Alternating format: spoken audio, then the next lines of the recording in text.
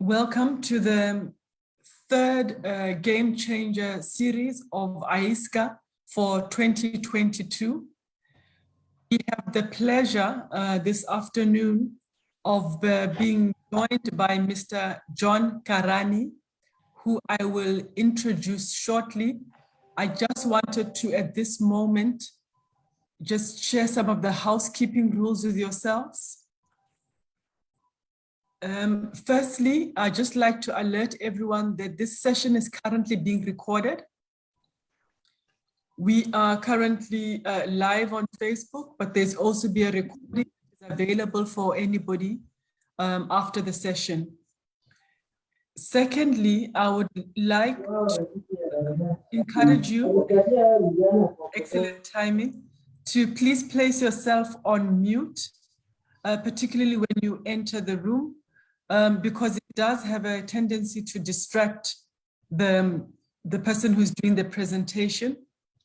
You may be placed on mute by on the back end by the administrators. It doesn't mean that you should be on mute the whole session. At the end of the presentation, we'll allow anyone who'd like to ask questions directly. Should you not want to ask questions directly, we welcome you to use the chat. We'll also be monitoring the chat box and we'll ask the questions at the end of the session. So please, you're also welcome to put any of your questions in the chat if you would like to do that as well. Having said that, I'd now like to introduce our speaker. We have this Mr. John Karani, who's coming all the way from East Africa. I say all the way because I'm currently based in South Africa. And he's going to be talking to us this afternoon about leveraging supply chain management as a game changer for national discourse and transformation. I would like to take this opportunity now to introduce Mr. Karani.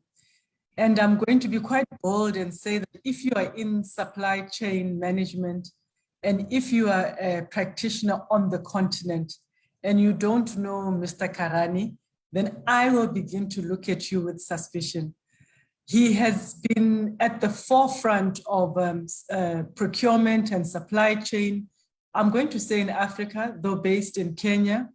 He's currently the chairperson of KISM, which has been a really big organization that's been trailblazing in the supply chain space, in looking at professionalization of the supply chain, and really big advocacy.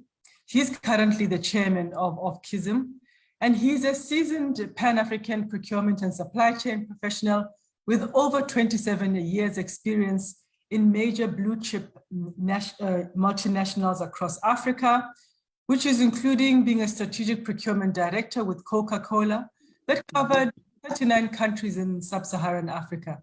So when I say that he is the man in procurement in Africa, I think you understand why.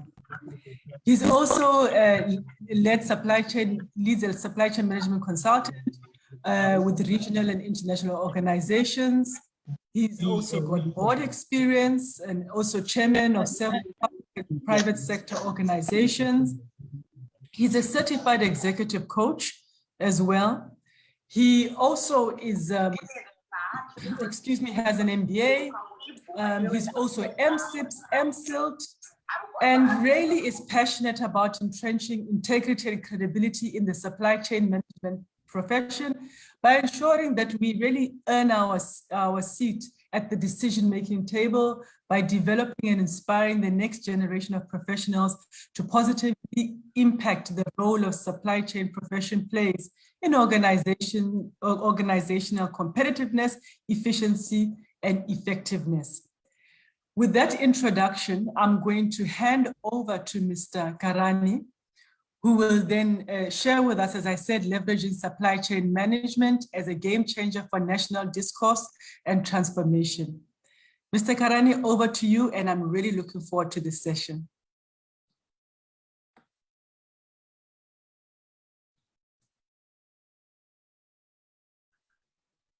Ayanda, I can't hear. Can you hear me? Yes, I can hear you. Okay.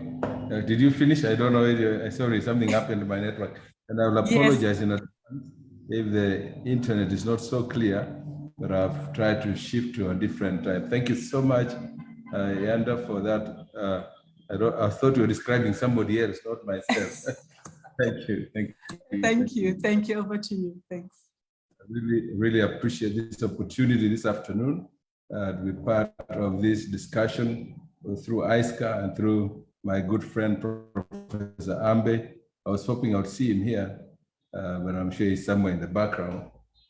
But this is a partnership that has been ongoing between Kenya Institute of Supply Management and ISCA, UNISA through ISCA, which is the Research African Institute for Research and Supply Chain Management, which partnership we're actually continuing to refine, and especially because of our focus on research and supply chain management, which I'm very passionate with, and a passion we share with my good friend, Professor Ambe.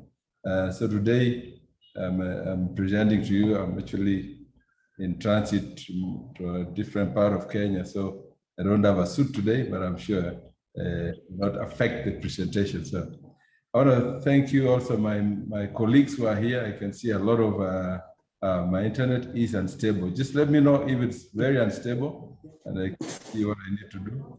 But I can really appreciate KISS members. Actually, they're the majority in this forum today who have turned up in large numbers. So thank you very much. You can see very familiar names. So Asanteni Sana. This is one of my opportunities, of course, to present, because sometimes when you're here, and it's one of the opportunities to share with our members, because when you're in the council, you don't really get to present, but this is an opportunity now to share across Africa. So the topic I was given is called Leveraging Supply Chain Management as a Game Changer for National Discourse and Transformation, which is a very appropriate topic coming right after our national dialogue that happened in Mombasa, Kenya, our inaugural national dialogue, which was really a big initiative that brings together academia, brings together entrepreneurship, brings together government, public sector, private sector, in what I want to call a discourse. How can we leverage this the back?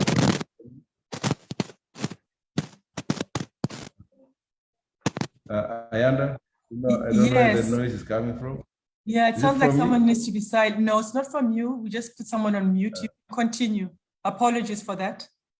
All right. So I was just talking about our recently concluded national dialogue, and again, I'm grateful that Professor Ambe was with us in virtually, though, but he was able to come and do be a good host for us in that meeting. So today, these are the topics I'll talk about. I'm just talking about a few topics here that will inform what I want to call a discussion that we are going to be talking about our demographics. What does Africa form in the global supply, in the global equation? What is a portion for Africa, both demographically, and important to look at that? And how has supply chains network been integrated? How has that worked? We'll look at the 2022 outlook, the trends that are forming the various national discourse scenarios. We'll look at the pillars that inform the transformation agenda, and that starts at the corporate sector. And then we'll talk about championing the purpose of national discourse and transformation. Then the emerging themes, the thematic areas in supply chain management, and the key drivers of transformative recovery. We'll talk about integrated thinking and impacting the supply chain digital ecosystem, which is a very important area that we are looking at as we go forward. And then, of course, more importantly, this aspect of integrated thinking and how that impacts supply chain ecosystem. Talk about family businesses, which is a big thing that has been across many businesses across the world. They started off as family businesses, before they became major conglomerates. We talk about the need for the role of the leader, agility, sustainability in supply chain management. And then moving from the reactive area that we have been as supply chain people to becoming more imaginative, more creative, more futuristic as we think about the future of supply chain. What's the type of the leader that we need? And finally, we'll have some thoughts. So very quickly, I thought it's good to put this in perspective and tell us how is Africa in the bigger scheme of things. And you will see that for the longest time, Africa, in this chart right here, if I can hide this slide, you'll see that Africa was a very small part. Sorry, Ayanda, if you don't mind muting those who are online. You can see the portion that Africa has had for the longest time. In the 1950s, Africa was a very small component of the global population. But as we come into the 2010 beyond, you can see the population explosion of Africa really taking shape. And you can see now going forward, Africa is probably the only population that is growing. The rest of the world, whether it be Asia, which used to be the biggest part, is declining. Whether it is Europe, it's declining. Whether it's Americas, it's declining. So that is a very important thing. As you know, the population of a country determines the potency or the potential growth that will now drive the economy. So the greatest resource in any institution is a people resource.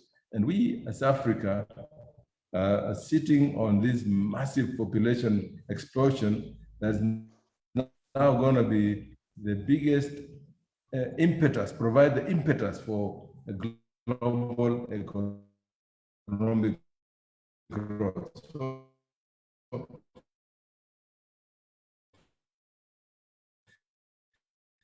this is important to look at this slide right Mr. here. The purple Mr. Karani? shows Africa's 14%. And over the last few years, you can see that Africa has actually gained badly. Can you hear me?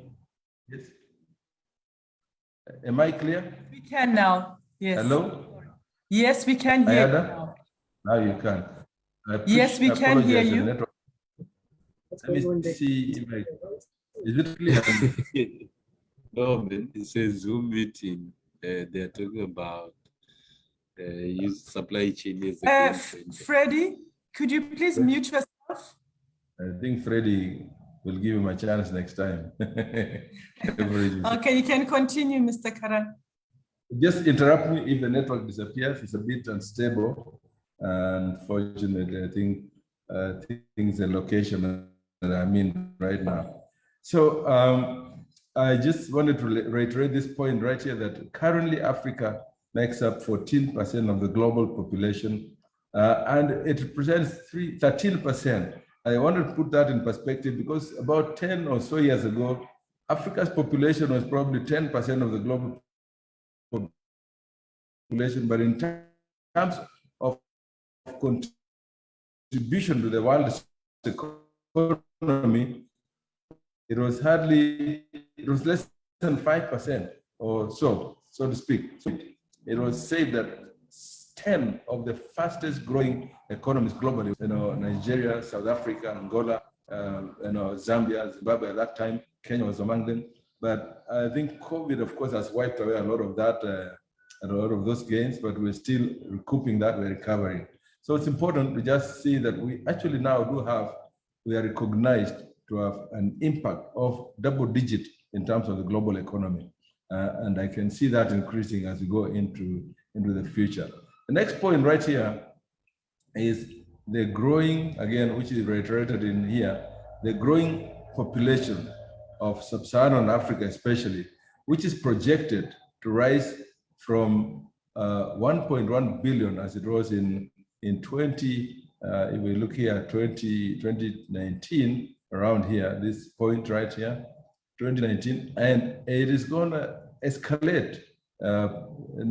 It's going to be absolutely a tremendous growth explosion. Population explosion is the word we hear about. And you think about that, 1.1 to 3.8 billion people in Africa. And that now becomes both an opportunity and a problem that we need to think about. And we must, as supply chain professionals, look at what opportunity does that portend for us as supply chain professionals, because everything's going to be supply chain driven. Supply chain is indeed the future and the present of the transformation agenda. So we're going to now focus on what's that going to take about. And then, of course, green jobs, all about green procurement matter for the future for the future, especially with the youth as a population that's growing. So it's important as we look at this population explosion that we look at what are the opportunities that portends for us. This is a little bit of a busy slide, but the message here, and I'm going to just focus on the inner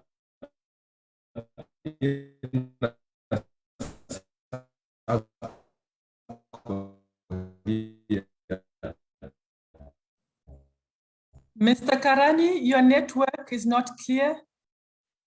Which is where supply chain is really important. Don't struggle to read the small print. The inner circle is what's important, and it speaks about what supply chain, All right, let me try one. Up to now, is still clear or not clear? Ayanda, is it clear? We can hear Hello? you now. Thank you. We can hear Hello? you now. Hello, Ayanda? We can hear you now. Is it better now? We can hear you now. All right. Can you hear me now? Yes, we can hear you. All right. I would like Sorry about that. It's I would like to suggest that you take your video off. It might help. Thank you. I think you're right, actually. Yeah, it will help. I believe it will help. Let me do that. I think you know me now, so I can take off the video. I need to know where to do that video. I'll do that just now. If I can do that. Sorry, I'm gonna do a little bit of gymnastics disable. Okay. All right, let's see how it goes, because I think oh, there it is, the video. I've stopped the video. Let's see how that looks. Maybe it'll be better. But you can hear me well? Yes, we can hear you now. You can now put the presentation on presentation mode. Yes, I wanted to do Thank that. you. All right, thank you. All right, sorry about that, but we're in Africa, but we are improving. So I wanted just to zero in on this particular slide here, which speaks about the impact of supply chain is going to have across all sectors. And this basically talks about, if you check the inner circle right here,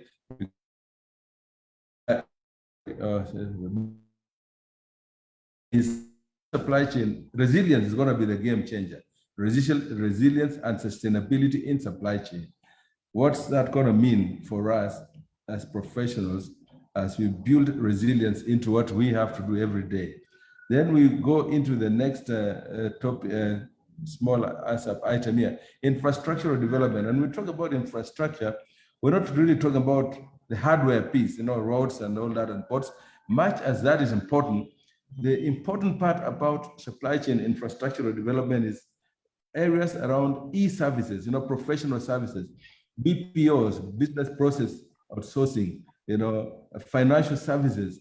Today, Dubai, which has literally nothing, is world-class only because of what? Becoming a financial center globally. And I can tell you that Africa, especially when you think about Nigeria and South Africa, they're becoming financial hubs for financial services. So how can we leverage that?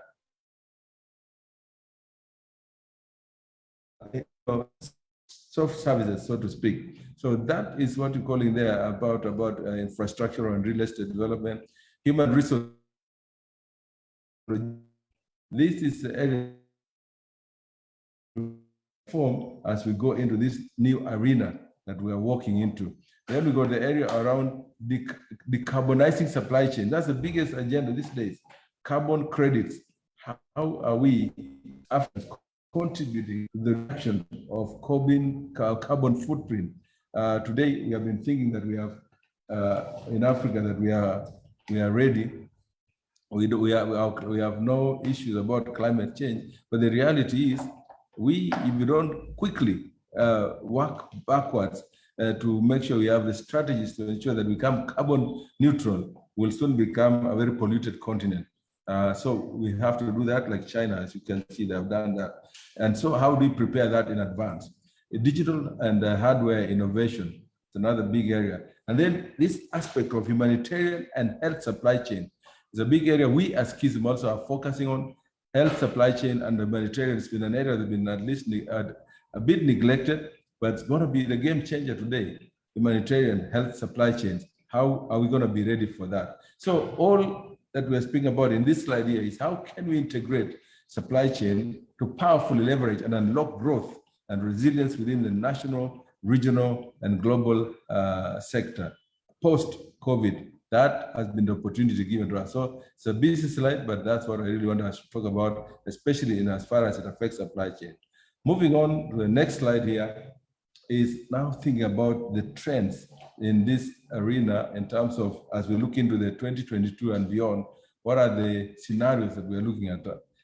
And what clearly comes out here, and I'll talk about this small slide here will give us a full summary, but let me talk about it here. It talks about the dominant themes that appear to take precedence in the national discourse and the investment in transformation in 2022. What are we looking at about? We look at boosting the economy. How can we do that? These mega trends will define the broad contours of the market outlook for the next year and beyond. And we need to understand these trends, because these are crucial for the investments and the decisions we make in the years and the months ahead of us. So what are these trends? Basically talking about job creation. How can we, it's no longer like business as usual. So it may not be jobs as per se, but how can we make sure that we create supply chain enterprises? So what are the mechanisms that will advance the normalization of the economies post-coronavirus, including this issue around job creation? We look at the aspect of improving energy and resilience in sustainability, another crucial area here. And then, of course, the boost to the economy. The key message here is how can we accelerate towards a more inclusive and stable economy with new sectors, especially this new area called blue economy. And this was a major topic in our national dialogue in Mombasa in December. And we realized that the sea is not just about fish, it's a whole ecosystem. And the blue economy is now a new area that we are really partnering with the marine and fisheries communities to make sure we play a role as supply chain people. How can we become the drivers of the blue economy? That's a novel idea right now, but it's going to be the game changer for many economies. Countries like Kenya or South Africa or Mozambique with a long coastal line should be able to leverage the blue economy, especially when you have water bodies. Kenya, we are blessed to have 3 water bodies, the Indian Ocean itself, and then you look into Lake Victoria, which gives us a lot of connectivity into the regional hub, and then going beyond to Lake Turkana in the north, which connects us to Sudan and Ethiopia. So the blue economy is just not limited to the sea, the Indian Ocean. The blue economy, we have not even started harvesting it. So that is a big opportunity for us as supply chain professionals. And how can we therefore leverage that and play a role, be actually part and parcel of that transition, of that discourse. So coming to the next slide, again, I want to talk about these 3 key pillars that inform the national discourse.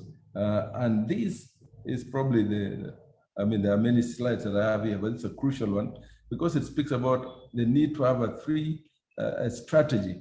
I always say that leadership with all starts and falls at the leadership level.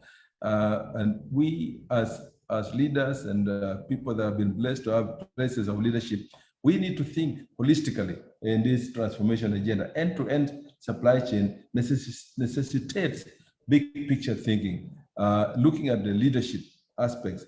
How can we, as leaders, within our own sphere of influence, breach the business silos? For the longest time, we as supply chain professionals, we've been accused of silo thinking and operating as silos. How can we think end-to-end and become and serve as role models for cultural changes to ensure transformation and success? So leadership is crucial in this transformation agenda that was informed. So, and especially, you know, there's a book I love reading, Leader Without a Title.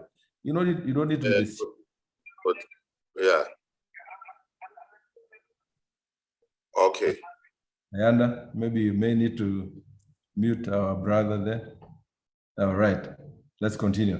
So leadership is crucial in igniting this growth agenda that we're talking about, and especially creating what I want to call end-to-end thinking in terms of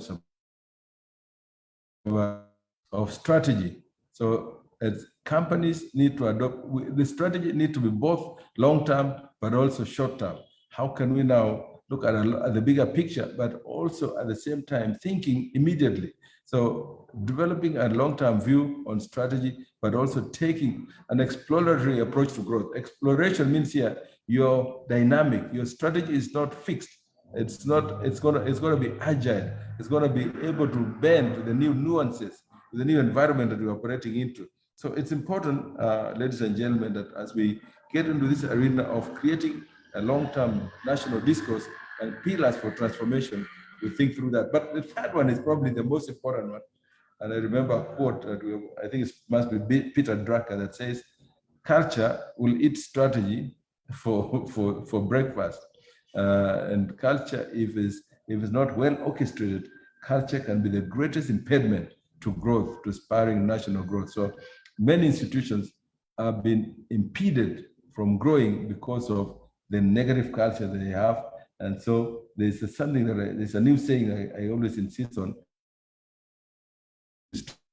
For breakfast, we should actually have a way of culture and strategy eating lunch and breakfast together. So it's very important that we merge strategy and culture, because cultures that will inspire growth must instill a sense of purpose, and they need to think holistically about change to increase the odds of success. What does this mean?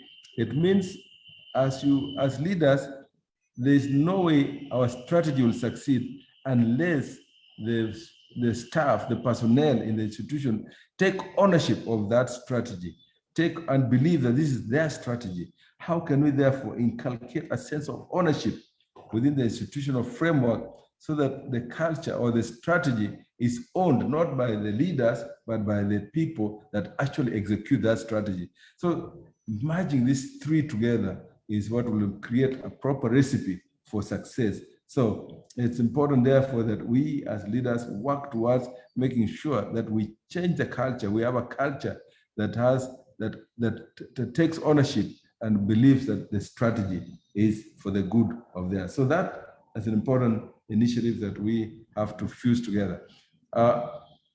This is a little bit of a busy slide, but I'll take us quickly through it.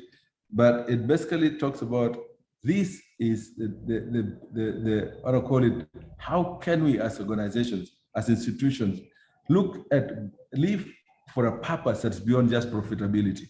How can institutions, how can governments, as we work, whether you're in the private sector, public sector, how can we have a bigger that goes beyond profitability, profit making? It's no longer sustainable to just think about profitability. It's more important that you think in this era that we are living in, how are we going to impact the arena of inspiring the workforce so that they own that particular initiatives that we're having? How can we create platforms for exponential learning, adaptation in the new arena?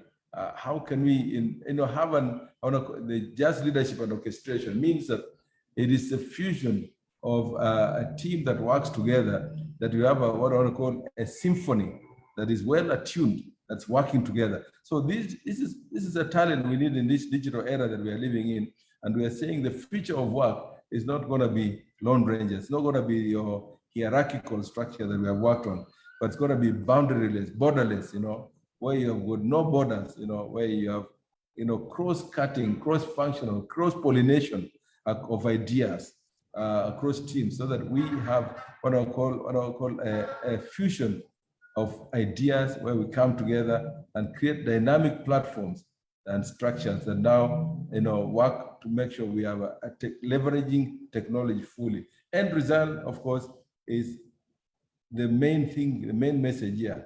COVID has actually made transformation even more difficult, because transformation in any change in its very essence of the word, change is never easy.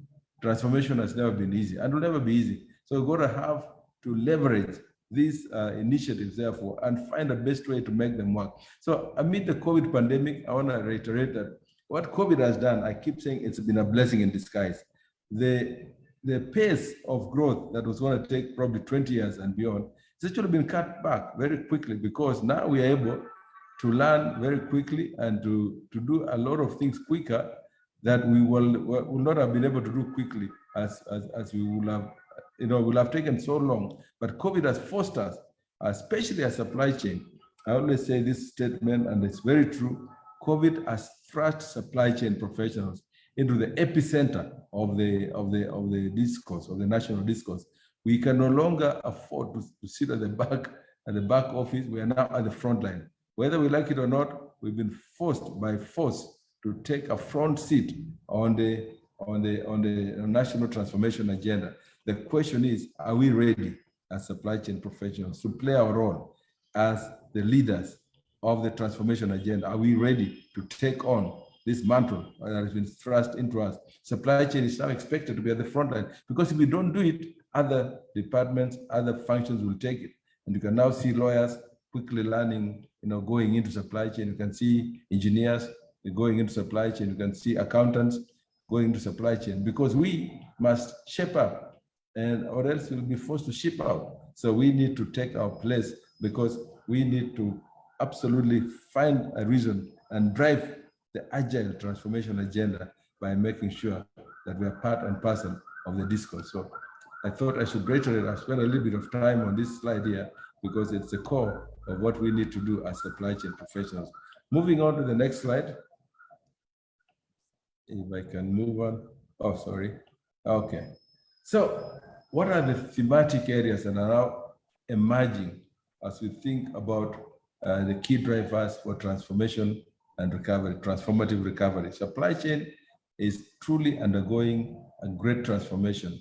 And that in part have been prompted, as I said earlier on, by the advent of COVID-19, which has accelerated critical and major changes, for things that will have taken us 20 years to achieve. Today can actually has taken much shorter. So I keep saying there's always a silver lining in any disaster that happens. And I think for us in supply chain professionals, COVID has been a blessing in disguise. We must leverage it. And this has driven the need for agility in supply chain, a shift from production and growth orientation to resilience and sustainability, which is crucial now in the wake of increased focus on responsible business, on climate change and environmental conservation. That word ECG is now becoming a very common word, where we talk about social sustainability and governance impact. So this has become a key word. We no longer think. So they always say it's a license to do business now. Sustainability is a license to do business. So in previous days, in previous years, it was a luxury, but now sustainability is actually a license to do business. So are we sustainable business people, business and wherever we are? So that's a crucial thing right there that says we have to shift from this mentality of just production and growth, which has been completely overtaken by the need to be agile, the need to be responsive. Supply chain digitization and pooling of warehouse and storage facilities.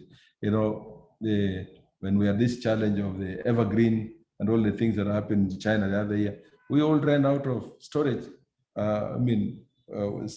Shipping lines were constrained. So if we did not have enough stock, warehousing, So they become now, able to keep stock for long times. We're all caught unaware. So are we building that, mobile, versatile warehouses and storage facilities so that we have capacity locally, we can transport and keep locally here. Supply chain solutions are moving to the cloud. The cloud solutions are becoming the norm now. We have to think of that. Everything is going cloud, all cloud computing, all those technologies. We talk about digitalization and customization of supply chains, which are now also becoming the norm. Today, you check on Google, they almost know what you need. They have known your search engines, where you go to, and they will almost automatically pop up things that they think that are of interest to you. They are learning. So the computer, the digital platform is learning consumer trends, is learning consumer behaviors. And so we as supply chain must be ready for this reality that we are in. The next slide there is talking about, if my slides can move on, sorry. Yeah. About circular economy, the growth in circular supply chains is now becoming the norm. We've got to be ready for this again, of supply chains. The circular economy is something we as Kism have talked about the various times, but the reality is right here. The circular economy has come in right here. How can you have a closed loop so that there's no leakage of value right across the production line? So now my life in Coca-Cola, we will use water, and we are mandated to make sure the water we use in production, we make sure it is recycled to the extent that it can be taken back to the river.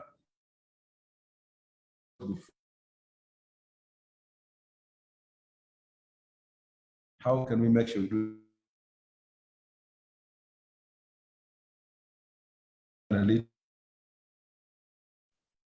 fusing together artificial intelligence, machine learning, robotics? It seems like my internet is not stable. I hope you can still hear me. Ayanda, am I still clear? We can hear you now. You disappear, but we can hear you now. Keeps disappearing, yeah. And then the last point there is the use of robotics, of prescriptive analytics. It's no longer about predictive analytics, about descriptive analytics, but prescriptive, where we actually know what we need to do. So we are almost prescribing solutions so that we can now move beyond limitations of predictive supply chains. So it's no longer about all like the word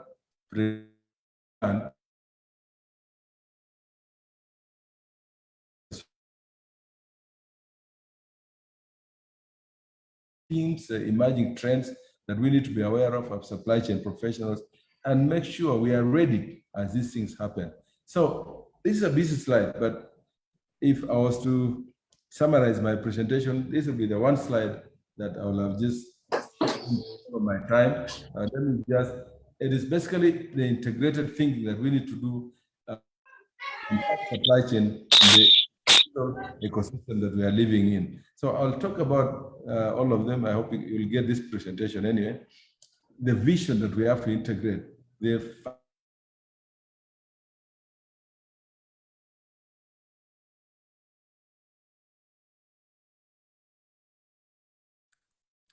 Mr. Karani, we have lost you. Am I still lost, or am I found? You've come back. Thank you. All right, sorry. Yeah, I'm really, I apologize for this intermittent internet here, but feel free to always interrupt me when that happens. So I was talking about this slide, which is the summary of all that I've spoken about today. If I can leave you with one thing, I'll leave you with this one. It's a bit busy, but the basic summary message here talks about what is the vision for tomorrow's supply chain. It has to be ecosystems. We must think holistically. This is the message here: integrated thinking in terms of supply chain. Leverage technology in terms of focusing on the end-to-end integration of the supply chain. I love the word orchestra because I love jazz, because the symphony and an extra, the coordination. You can be the best in your own as an individual, but when you're not fusing together with the rest of the players in the symphony, in the orchestra, then you can be sure there will be failure assured.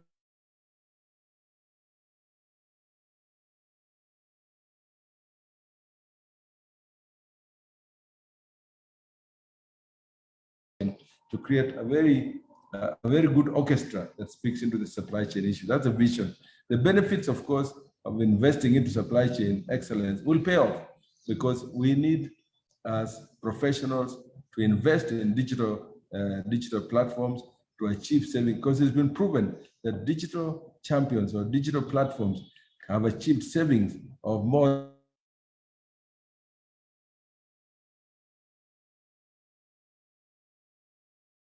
in terms of savings. We must look at and sustainability. This is a big. How can we ensure that supply chain transparency sets the stage to catalyze a greater sustainability? And that's been proven to be the biggest issue. I've talked about closed loop and integrated planning. This is the next level of synchronizing real-time execution, because of the need to partner, integrate your partnership, the people from source to distribution. And the digital transformation achieve this.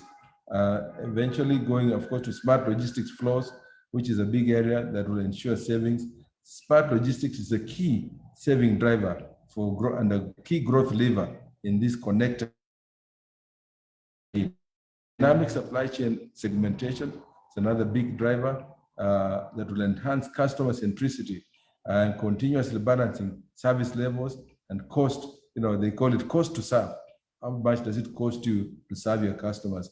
That must continue reducing even as your own service levels continue increasing, and technology will help us drive that.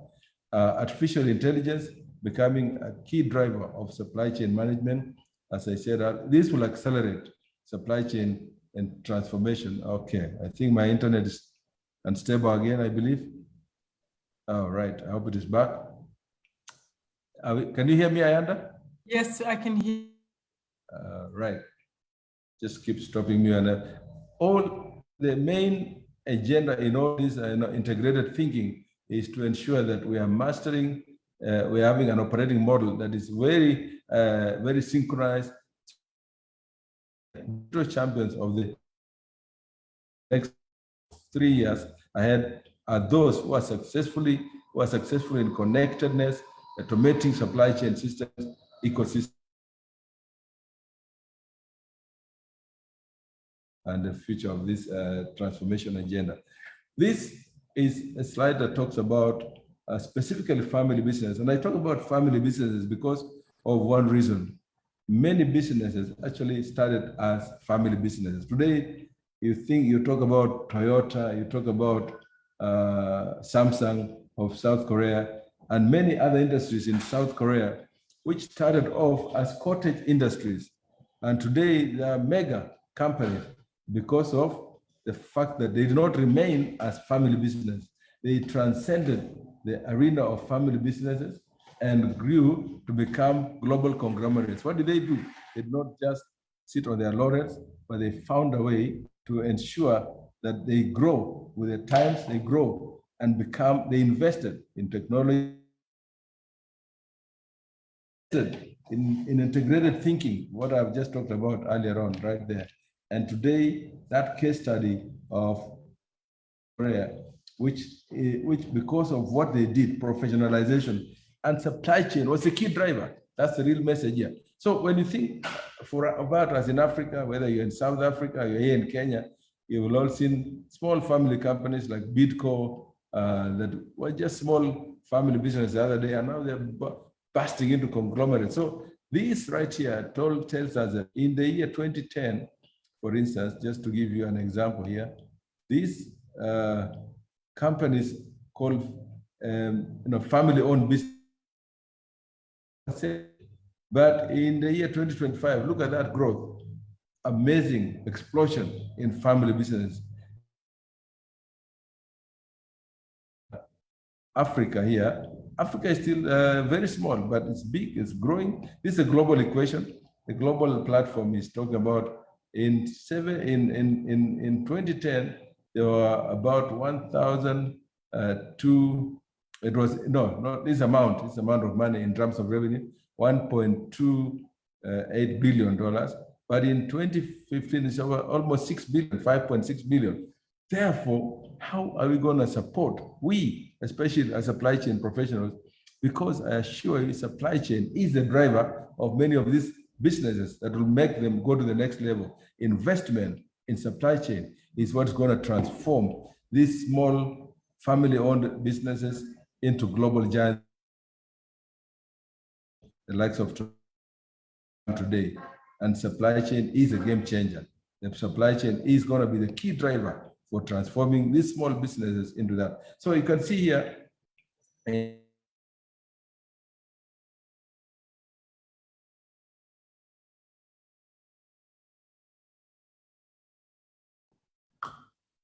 Latin America, all these countries are way ahead of us, but I can tell you, we as supply chain professionals must take advantage and get into the arena and have a role, play a role in really dictating this game plan right here, in ensuring that we help these upstarting small game companies that are to professionalize their business, more importantly, to entrench supply chain professionalism. That is the only way that will make a difference beyond being a small family-owned business to being a conglomerate. So I thought this is an area we as supply chain professionals can change the game plan and support our upcoming small businesses. Let me see. Okay, it's gone over to the next page. It's a bit low. So again, this talks about leadership now. Again, we in supply chain, and I want to look at this in terms of two sides of the coin here. How can we, the leader, as leaders in supply chain, and I really want us to think of ourselves, status in supply chain, wherever you are, we must think of ourselves as leaders. You don't need to be the CEO, you don't need to be the chairman, you don't need, whatever role you are doing, you're a leader. And so, how will you as a leader think beyond what are the role, what's your role as a supply chain transformation agent? The need for agility, for resilience, the need to become somebody. So there are several attributes that we need as a leader. First,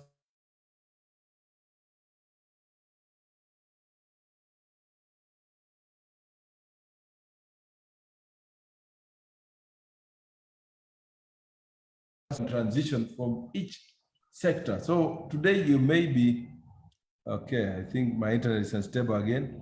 I have we can hear you again now. Great proponent that today you may be in the public sector. Tomorrow you'll be probably in the private sector. The next time you may be in the NGO sector. You know, because of the fact that you're building agility in yourself, you're able to move from a private sector role and still perform in a public sector role and perform in a humanitarian sector role. That is what it means to become a tri-sector athlete. And I encourage us as professionals, let's be ready to learn. Let's be open-minded and find out, how do they do this in the private sector? How do they do this in the public sector? This has been my mission here in KISM, to encourage our members to become tri-sectoral thinkers, think across sectors, because today you never know where the opportunity might come from. And so it's important that you have that kind of mindset in terms of viewing the opportunities in the marketplace.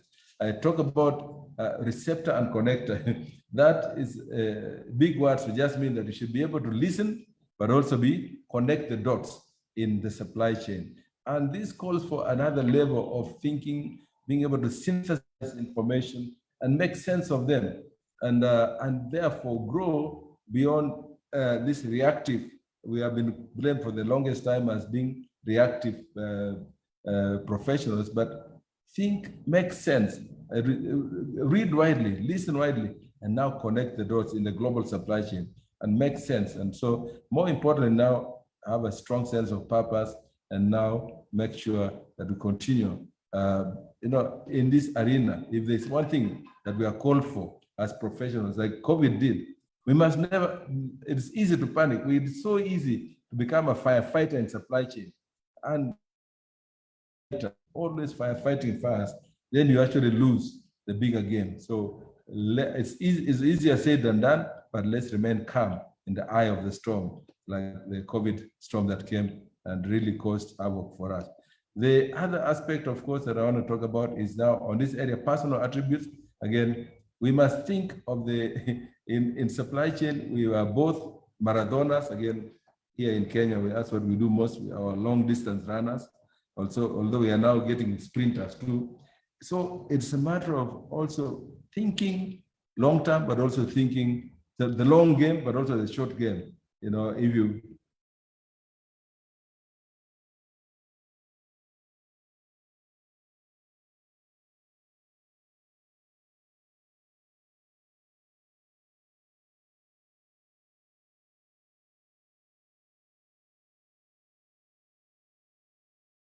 will never be able to put the ball in the hole. So it's important for my fellow colleagues that you have both the long-term thinking, but also the short-term thinking. We have to be both strategic, but also have to be operational at the same time. It's a tough call, but it's actually the one thing that we as professionals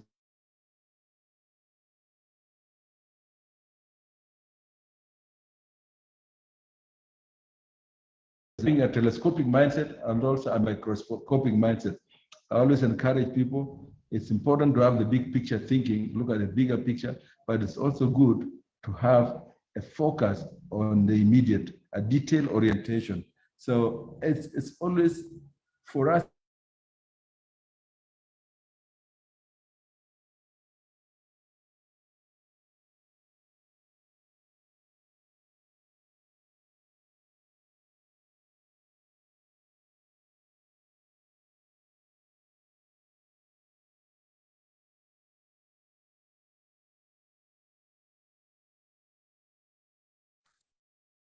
Good afternoon, everybody. It looks like we have... I think you lost me, right? Yes, oh, you're back. Hello? Was I lost? Yes, we lost you, including your presentation. Hello? Am I back? I can hear you. Hello? Yes, you're back. Oh, sorry Yes, about I that. can hear you. I don't know if you can see me. Thank you. And I'm sorry about this intermittent internet. I'm really apologize for that.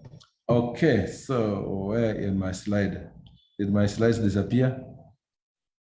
Okay. Correct, your slides are no longer being shown. Right. Let me hope that I am in the right slides here. All right, let me see if I can share them again. Okay, that's where I was. Can you hear me, Ayanda? Just making sure that I'm there. Yes, we can hear you, and we can also see the slides. All right, sorry about that. So I put this slide here to say the need for leaders to have specific attributes, the leadership in the new era for supply chain professionals. And if you can take this slide and pick whatever areas you need to improve on, it essentially talks about the need to, be ready for anything. We always have been told in supply chain, force majeure. Force majeure talks about, like what happened in COVID. How are we ready for trend breaks? COVID was a real trend breaker.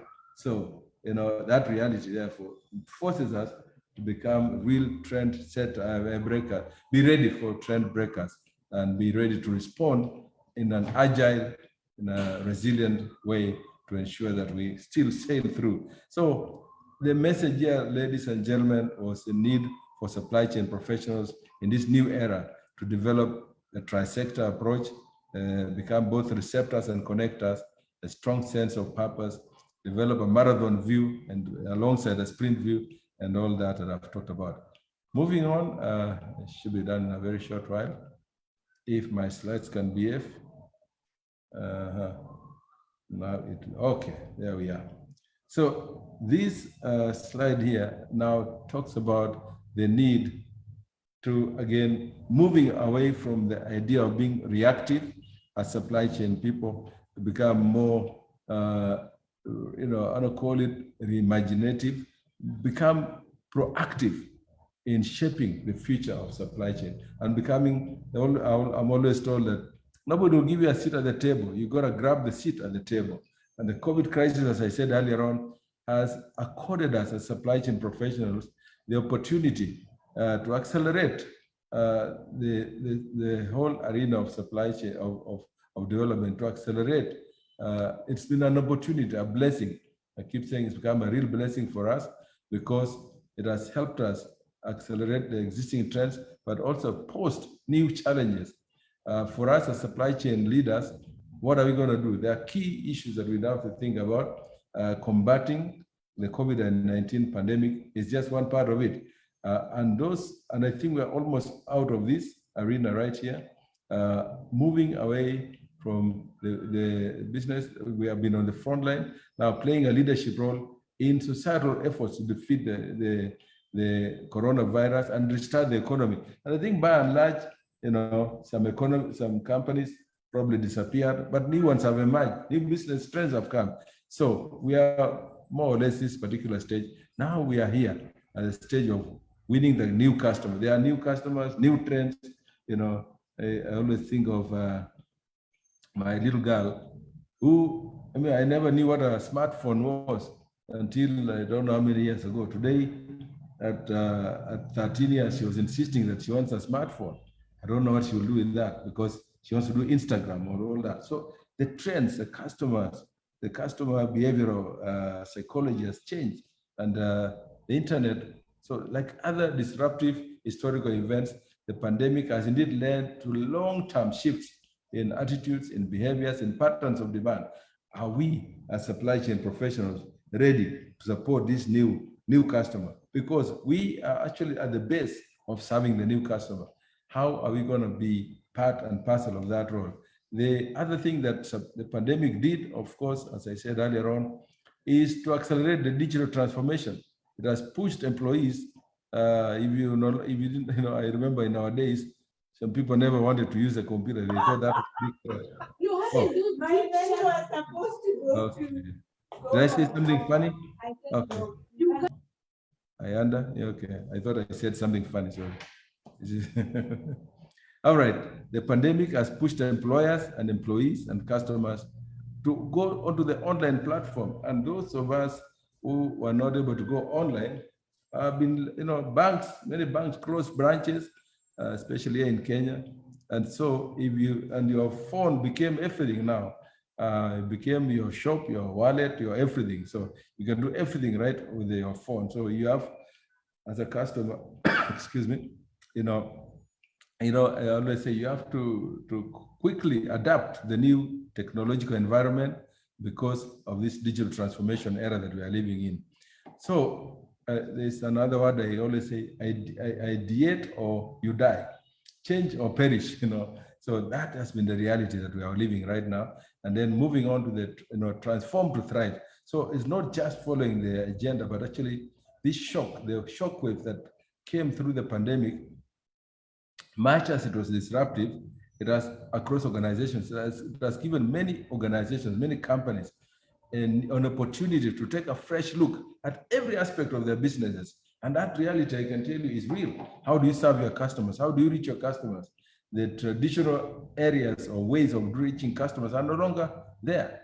So it's also given us the opportunity as organizations to shape the future, renewed emphasis on how organizations interact within the society, making non-market factors an increasingly important dimension of strategy. So we can no longer think in our normal traditional ways of looking at the market, the 4 Ps, price, place, and all that. No, there are so many other variables that have come into play. And that has been wrought by the advent of COVID-19. So it's a bit of so all these changes, therefore, how do we embed resilience in supply chain? It must start at the policy level. So that's why for us to really succeed in embedding resilience and agility in supply chain, it's got to come right from the board at the policy level.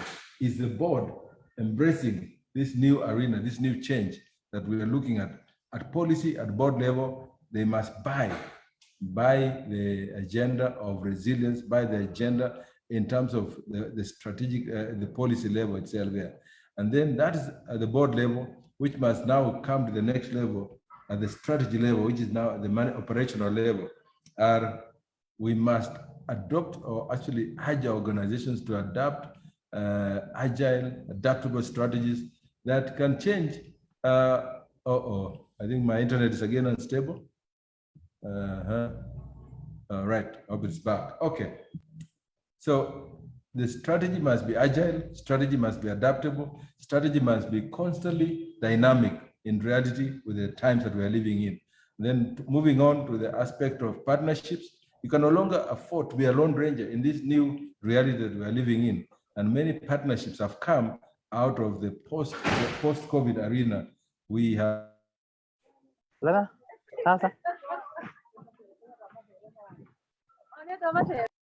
Okay, I hope that is somebody needing to be muted.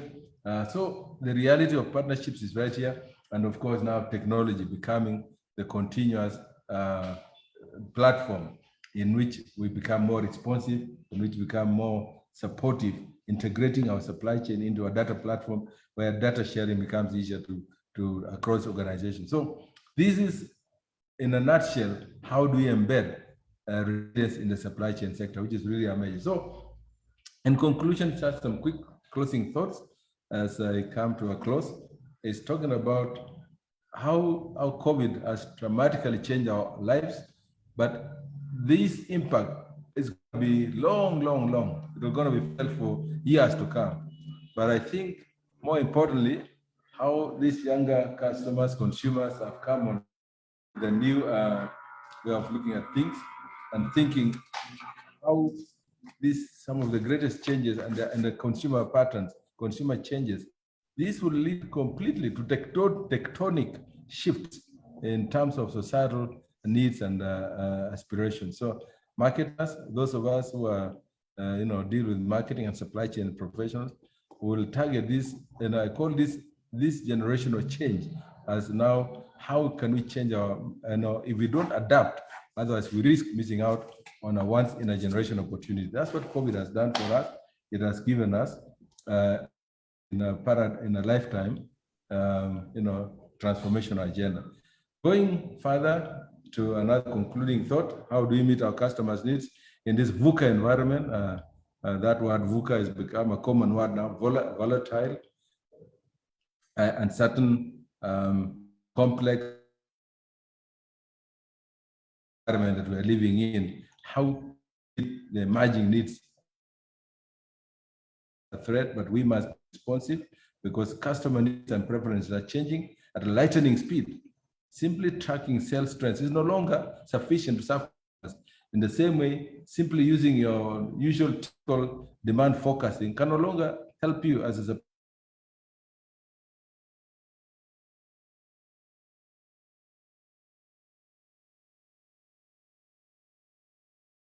and the new consumers have reached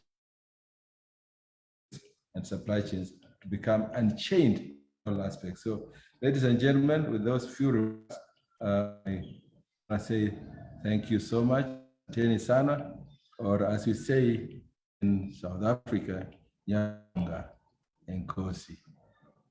Thank you so much. I hope that's been illuminatory. I hope that's been out of that. Asanteni Sana. Over to you, Ayada.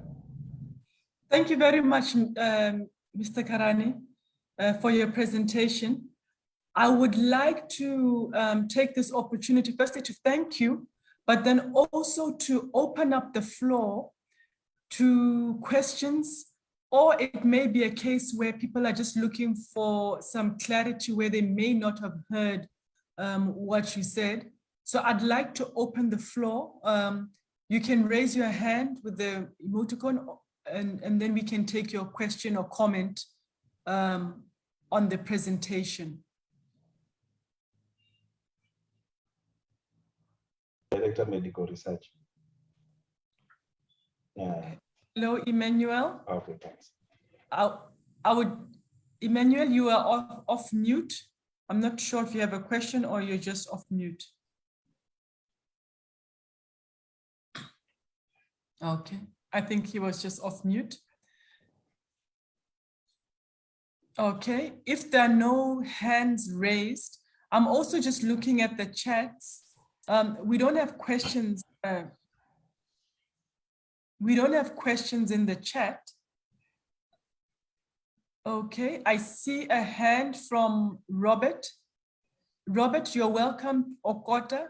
You are welcome to take yourself off mute and ask a question or comment or clarity.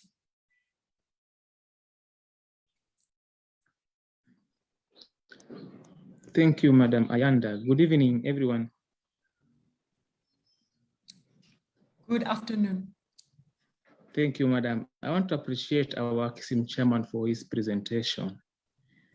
Actually, he has given us a good insight on how we can be proactive in this particular field of profession.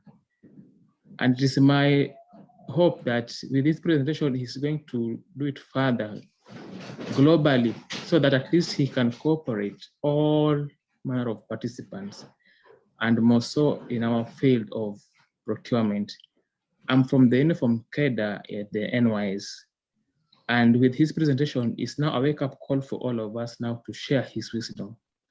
And I really request him that he also shares the slides by the email that will be provided, because it was a very, very long presentation but detailed.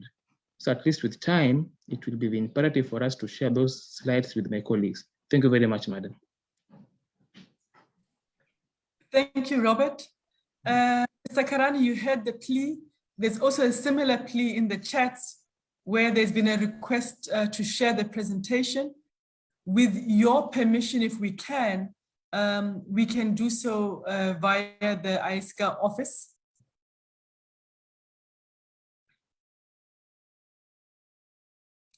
I shall take it, he's given his permission. I shall say silence means that he has agreed. Oh, so, no, you can share the presentation very, very free. Thank you. Please feel very free, share. Okay. And I think I like the thinking that I've just had. It is actually to provoke our thoughts, to provoke our minds, to think bigger picture, but it's just the beginning of the discourse, as I said. Now, hopefully I've provoked enough thoughts for us to go and flesh it out within our own sphere of influence on how can we play a bigger role in this arena. Thank you very much. Thank you. Thank you very much. I see a hand up from Godfrey Otiato. Please, you're welcome to take yourself off mute and ask your question. Thank you. Thank you. Thank you, Madam Ayanda. I think I'm audible and now. Okay, great. First of all, let me take this opportunity to get my senior, Mr. John Karani, who is the board chair of KSM, for that great and wonderful presentation. Actually, it is a wake-up call for not only supply chain leaders, but all leaders in any given organization. Sorry, Godfrey, can I just interrupt you?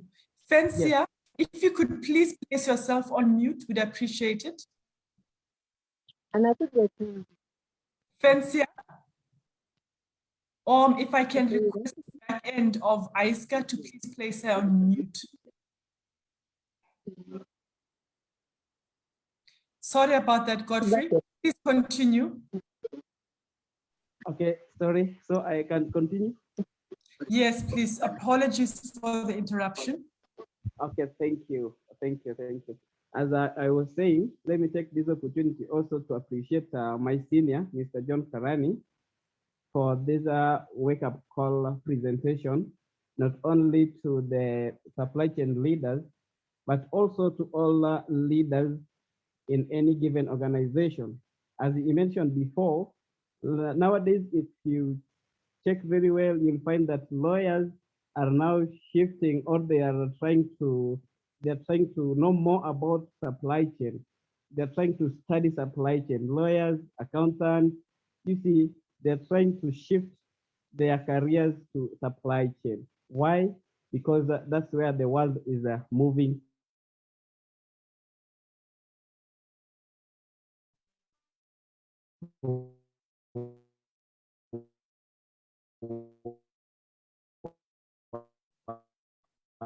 Godfrey, I'm having difficulty hearing you.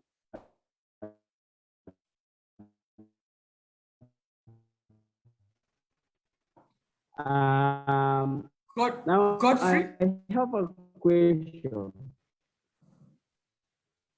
It's it is more of a. Godfrey, if you can hear me, we are having trouble hearing you. Okay. I think if we will just give him a chance perhaps to move from where he is. Godfrey was just sharing how we have seen other professions like lawyers, accountants, moving into the supply chain space. I think it's something that you discussed, Mr. Karani. Would you like to make some comment in terms of that trend and what we can do about this trend? What does it say? Whilst we're giving Godfrey an opportunity just to move a little bit. Thank you so much. I think it's a real, I say this with a lot of humility, but it actually proves that it's an opportunity. You know, there's a saying that says nature abhors a vacuum. So if we as supply chain professionals are not shaping up and taking our position, as I said earlier on, nobody will give us our seat on the table on a silver platter. First we have to fight for it by retooling ourselves, upskilling ourselves. If it means adding law into our profession, let's do that. I have absolutely no problem with people wanting to come into the supply chain arena, because as I said, it is probably the fastest and most dynamic profession right now, fastest growing and most dynamic, and everybody has seen the opportunity. Everything that we do is supply chain related. So we as supply chain professionals, like now we are here in Kenya, there's this idea of private-public partnerships.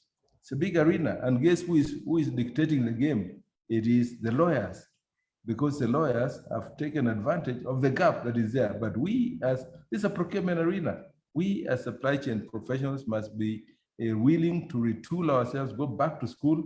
And I want to tell my members in KISM that we'll soon be launching a training on PPPs. Please be quick to come and be part of that, so that we have our seat on the table. We actually grab our seat and bring it to the table, because otherwise, if we don't do that, and agility just talks about many things, but more importantly, is agility in reskilling, retooling, recalibrating ourselves to be fit for purpose for the new environment we're operating in, so that whenever opportunities come, we are ready for them.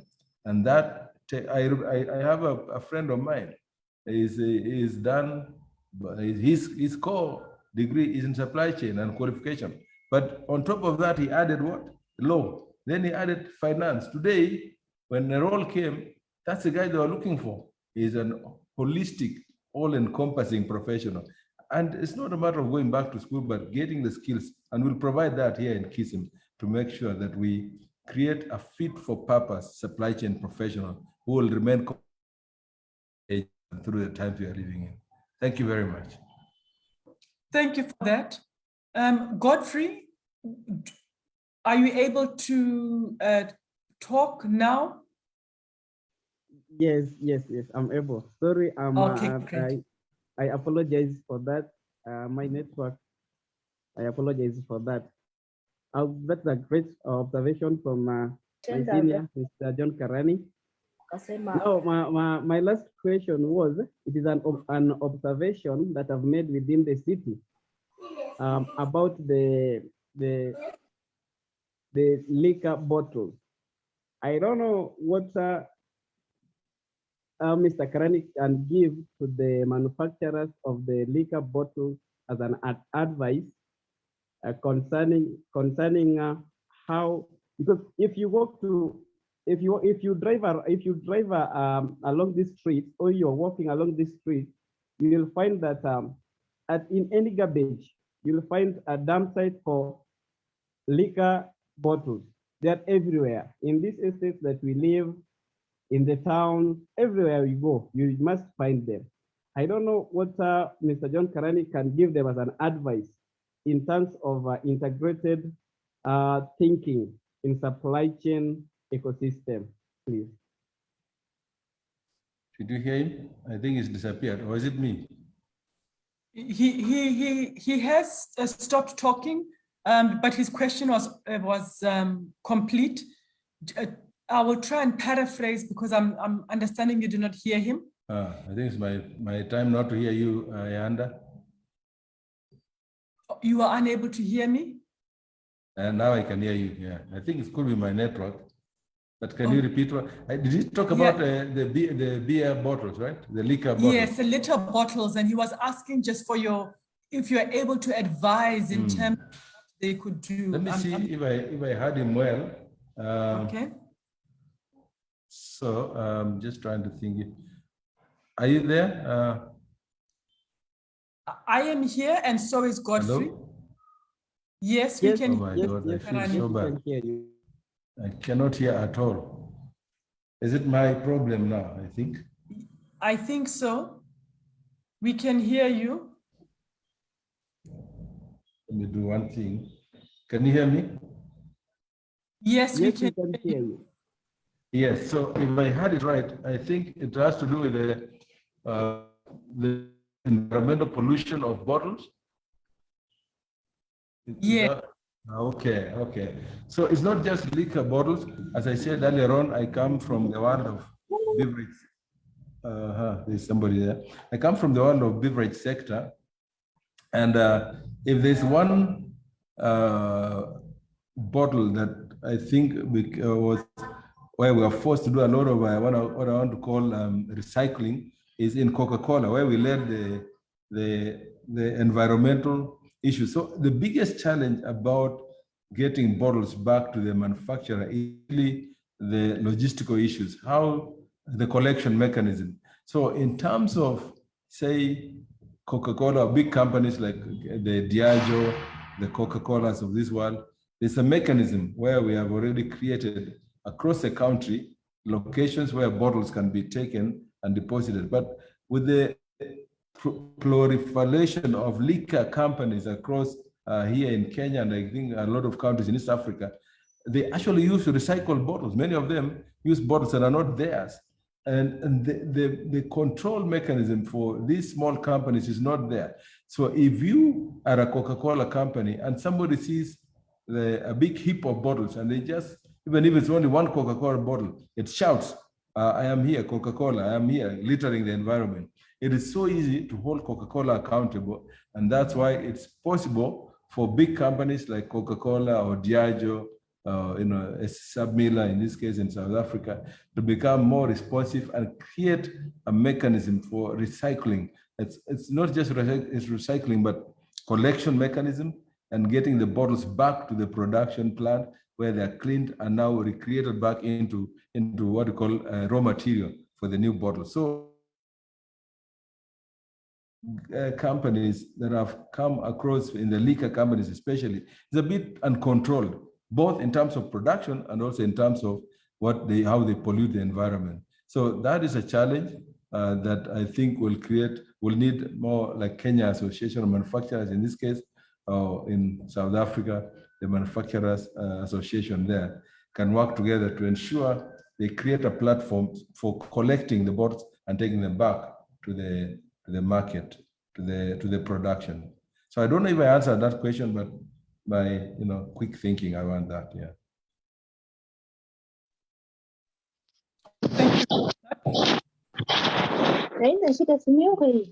Felcia, I'm going to request that you place yourself on mute. Dr. Manga, I see that your hand is up. Thank you, Dr. Nteta. Firstly, to acknowledge my colleague, our colleague John Karani for this insightful presentation. And secondly, mine is more for a comment rather than a question, just to re-emphasize,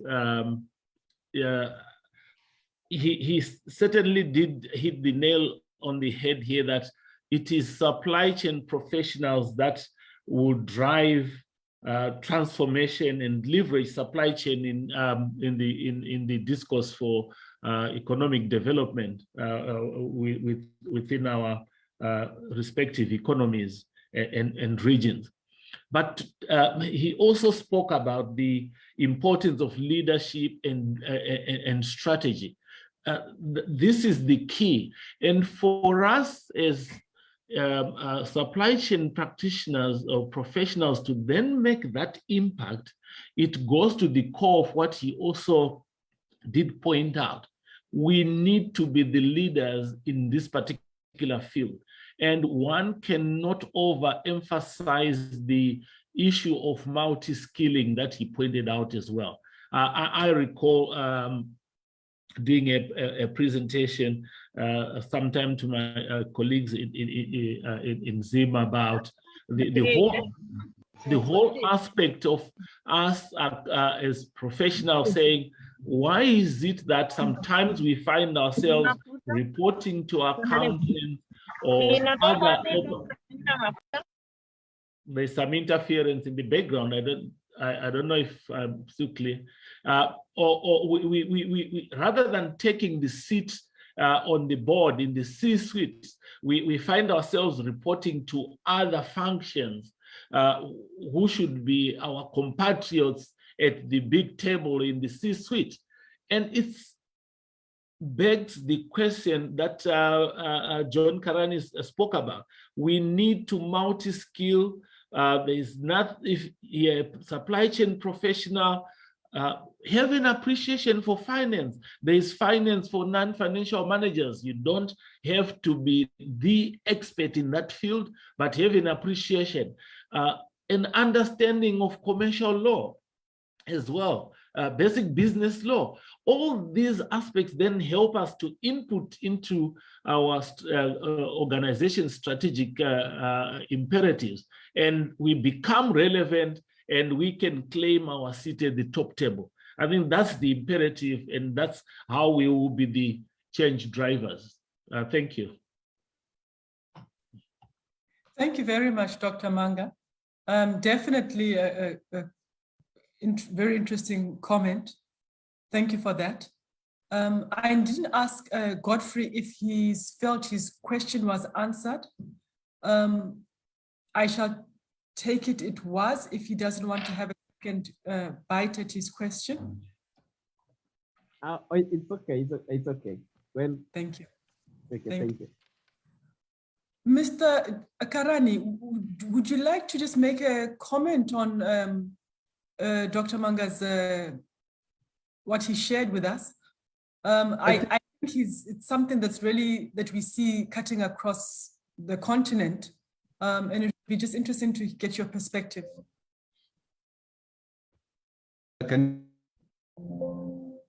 Hello, can you hear me?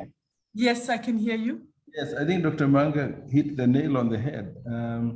As I said in my discussion earlier on, these need to become continuously relevant, continuously competitive, is absolutely a necessity for supply chain professionals. And we have, I want to call it a competitive advantage in that this is our arena, this is our area. All we need to do, there's sorry to quote the Bible here, it says, add to your faith, truthful, add on to your resilience, add on your resilience, perseverance, add on your perseverance. So you keep adding onto your portfolio of skills so that you're constantly marketable. The word I call is fit for purpose supply chain professionals. And again, you don't need to become a lawyer, but you can learn contract management. You don't need to become a financial expert, but you must be able to interpret the financial, balance sheets and all that. You should know, you should be able to read and interpret profitability in a company. And all these things comes from inquisitive spirit, a willing heart to learn, and a big picture thinking. For the longest time, we have been, been accused of being process-oriented professionals, always more focused on the processes than on the bigger picture. And that's why I keep saying it is a personal responsibility for us to become marketable, for us to become competitive in this arena we are living in. But we have a head start. Supply chain is where they're all coming. How can we rise above the game so that as new people come, they have a difficult time learning supply chain because we are way ahead and we quickly learn the other things that we need to do. So very appropriate comment from Dr. Manga, indeed. Thank you. Thank you very much for that. And I like what you said, that we are ahead. So we should just learn the other skills because everybody is wanting to come and join our profession. So I like that. Are there any other questions, comments from the room?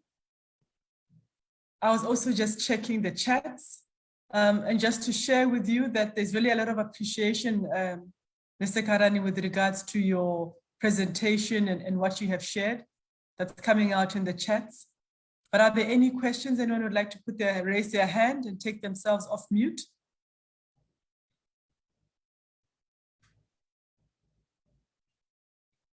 If that is the case, yes, Alex Musungu. Thank you. My name is Alex Musungu. Yes. I wish to say that our chairman, John, has taken it spot on. He has literally unpacked most of the things that we can embrace as fast as we can as supply chain professionals. Mine is just an input to what the chairman has been discussing.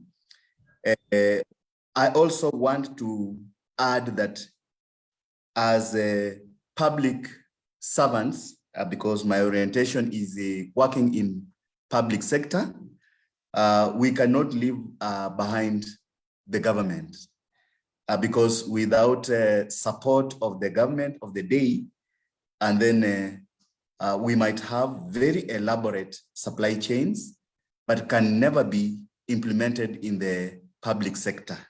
That's my input. Thank you. Thank you very much, Alex. And you're very correct. We need to ensure that we do not leave behind the public sector. Both private and public sector has a role to play, and we need to ensure that both move forward in this supply chain journey. Are there any other questions or comments that anyone would like to share?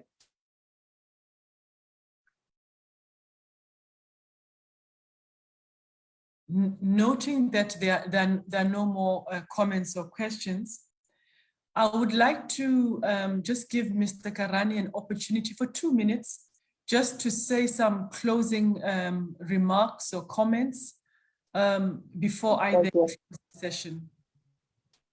Mr. Thank you Karani. so much. Thank you so much, Dr. Ayanda. I really appreciate this opportunity. I want to thank especially my members who have really turned up in large numbers to be part of this discourse. And I want to encourage us, don't just come when it's the chairman presenting. Let's be on the lookout when we see any opportunities to be part of this discourse or discussions facilitated by ASCA. Let's log in. There's a lot of discussions that go on facilitated by UNISA through ISCA, and our friend, my friend, and indeed I want to call him, I must call him my friend because Professor Ambe has been a really true friend for KISM, and we are indeed on the path of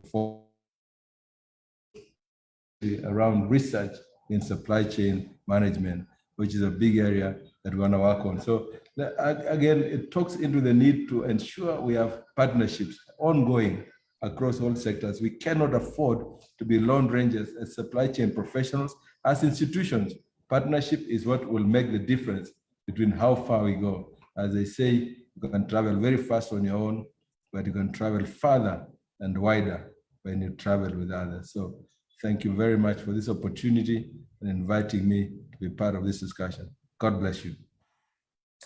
Thank you so much, Mr. Karani, and really thank you for sharing your insights with AISCA across the continent, welcoming your members from KISM in Kenya, and also thank you for encouraging them to join us. We have our Game Changer series It's on the last Tuesday of every month at 3 o'clock, where we have similar speakers as Mr. Karani, different topics that we share all in supply chain management and aspects of research that is shared.